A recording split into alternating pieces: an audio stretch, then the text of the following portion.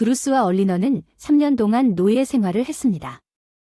브루스의 일은 주로 포워드 트랜지트로 화물을 운반하는 일이었고 얼리너는 바에서 웨이트리스로 밤낮으로 일했습니다. 바는 마침내 5월 말에 하루 24시간 문을 열었습니다. 브루스는 피곤했지만 희망으로 가득 차 집으로 돌아왔습니다. 자기 아내가 말했습니다.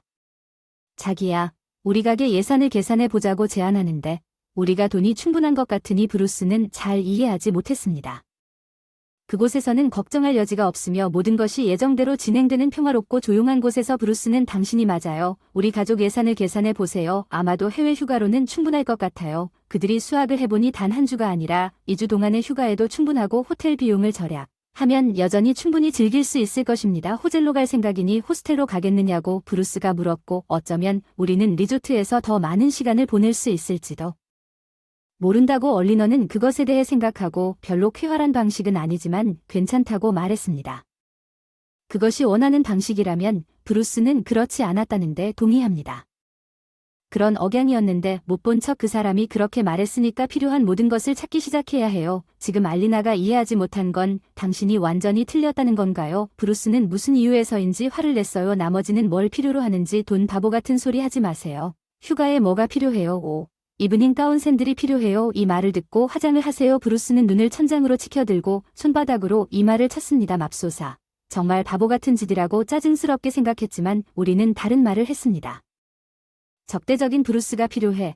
화나고 울려 퍼지는 목소리로 말해서 알리나가 화난 게 뭐야. 기분 상한 척 말도 안 되는 소리를 하고 있어. 비행기표를 관리할 사람이 누구인지 먼저 생각해야 해. 우리에게 비행기가 정말 필요한지 알잖아. 나는 비행기를 타는 것이 겁이 나서. 브루스는 심호흡을 하고 아내에게 너무 일찍 무례하게 굴지 않으려고 노력했고 참을성 있게 말했습니다.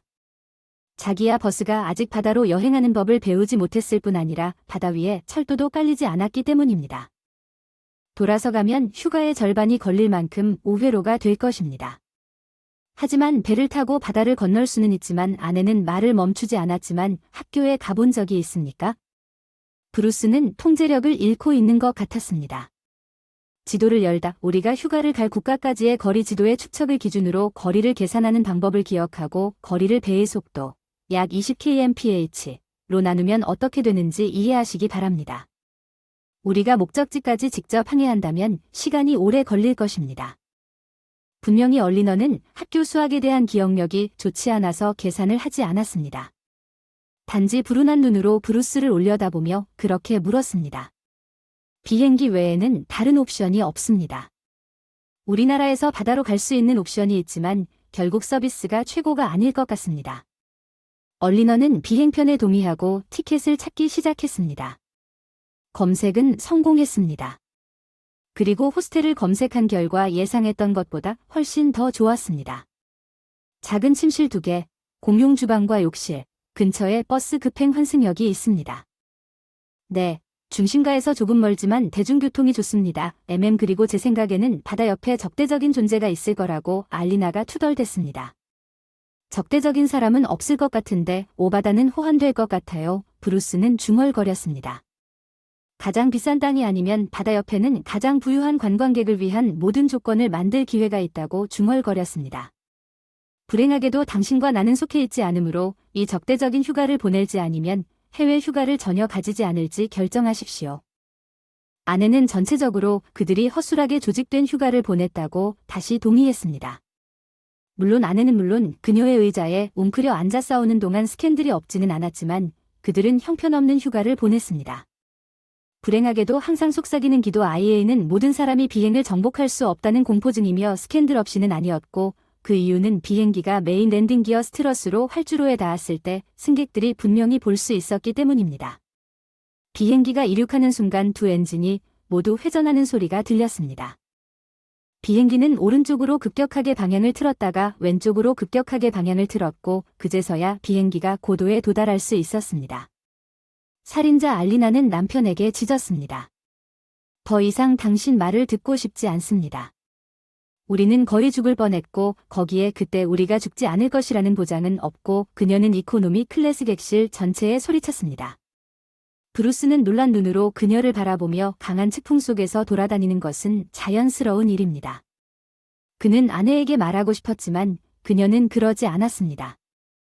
버스 타고 폭우가 쏟아져 내 화장이 새겠어. 알리나가 소리쳐서 입 다물어. 쓰레기야. 브루스는 더 이상 참을 수 없어. 아 맞다. 나를 비행기에 태운 쓰레기는 바로 나야. 이제 다 내 잘못이야. 미안해. 너와 함께 해외로 가기로 약속했더라면 나는 우리나라의 해변 도시 중 한 곳으로 갔어야 했고 아니면 더 좋았을 텐데 너는 아무데도 가지 말았어야 했고 우리 하구에서 쉴 수 있었으면 그게 인색하게 끝났을 텐데 냉소적 썩음 반복해서 입 다물지 않으면 여기 군중 속에서 때릴 거야. 얼리너 닥치고. 그들은 조용히 터미널로 갔다가 그녀는 레인이 이브닝 시티의 버스 전망을 그녀의 방에 체크인했고 다음날 아침 얼리너는 그녀의 이웃 부부 마리오와 카어러를 만났습니다. 그들은 브루스와 얼리너의 동포로 밝혀졌습니다. 그들의 뿌리는 시설리로 거슬러 올라갑니다. 루즈도 복도 건너편에서 그의 이웃을 알게 되었지만 그도 그들을 원하지 않았고 그곳에서 인생이 흘러갔습니다. 관광바다에서 목욕하기 박물관 방문하기에는 확실히 돈이 많이 들었지만 브루스와 얼리너는 그럴 여유가 있었습니다. 마리오와 카어러도 그들과 자주 함께 나갔습니다. 부부는 서로 좋은 친구가 되었으며 특히 노곤더 하이를 좋아했습니다. 30m 제방은 여기까지 걷는 사람이 거의 없었고 밤에는 거의 조명이 켜지지 않았지만 항구와 바다 항구의 아름다운 전망이 있었고 낡아서 인기가 없었습니다. 위에서 이 지점으로 내려가는 도로는 영광스러웠습니다.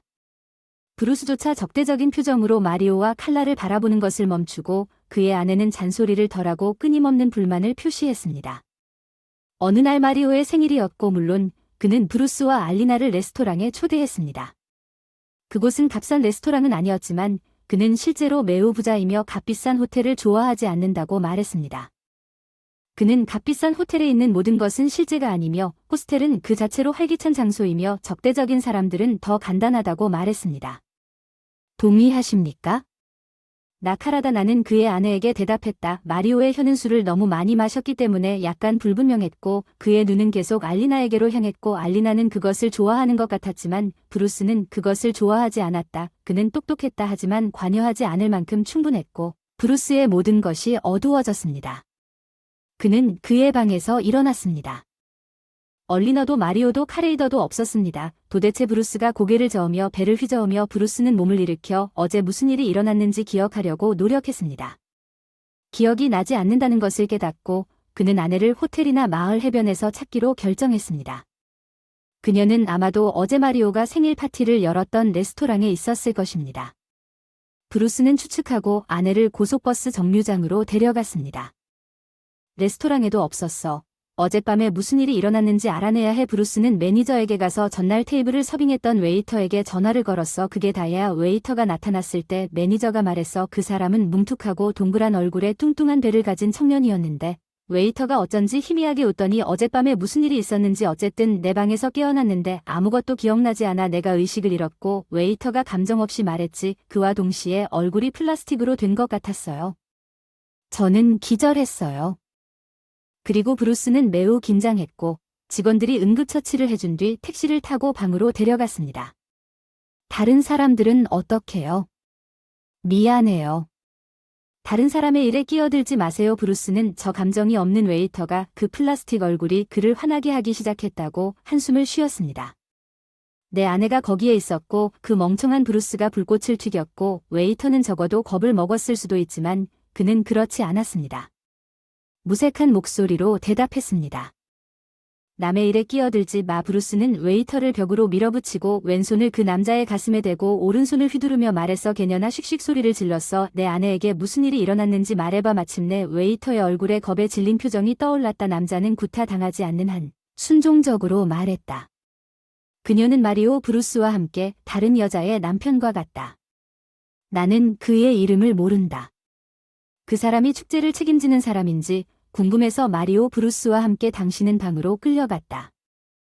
그녀는 흥겨운 눈으로 으스대며 말했어요. 자기야. 난 더 이상 당신은 아니야. 마리오와 나는 결혼할 것이고 당신과 나는 이혼하고 당신에게는 아무것도 남지 않을 것이다. 이 새끼야. 브루스는 침대에서 뛰어내려 아내의 뺨을 때렸다. 그녀는 다음으로 달려갔다. 카로드가 울면서 마리오를 부르는 문봐. 내 남편이 날 잘 때렸어. 넌 어떻게 할 수 있니?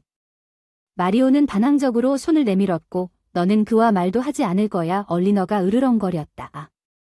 마리오가 긴장했다는 뜻이야. 알았어. 내가 간다. 브루스가 지켜봤다. 마리오가 복도로 나갔을 때 모든 것이 그의 방에 열린 문을 통해 이루어졌습니다. 브루스는 마리오에게 당신이 나에게 말하고 싶다고 말했습니다. 거기 있지 않습니까? 마리오는 더 꼼짝도 하지 않았지만 그렇다고 대답했습니다. 그래서 브루스는 콧노래를 부르며 마리오를 휘두르고 브루스를 때렸습니다. 얼굴은 일주일 아래였고 브루스 브루는 훨씬 더 강한 힘으로 반응했습니다. 마리오는 바닥에 쓰러졌다가 달려나갔습니다. 브루스는 그를 따라갔습니다. 도시의 더운 여름밤이었고 등불이 타오르고 있었고 즐거운 사람들이 걸어다니고 있었고 마리오는 재미를 느낄 기분이 아니었던 유일한 사람은 도망가고 있었고 브루스는 곧 그 높은 제방이 어디인지 깨달았고 그 어두운 곳은 마침내 마리오가 어둠 속으로 뛰어들자마자 앞에 나타났습니다. 브루스는 멈춰 그 순간 그는 마리오가 필사적으로 비명을 지르는 것을 들었다. 나중에 알고 보니 첼스에서 도망친 마리오는 마리오의 몸 아래에 30m 절벽과 바위가 있다는 사실을 잊어버린 채 낮은 제방 울타리를 뛰어넘기로 결정했지만 격렬한 폭풍은 결코 발견되지 않았다.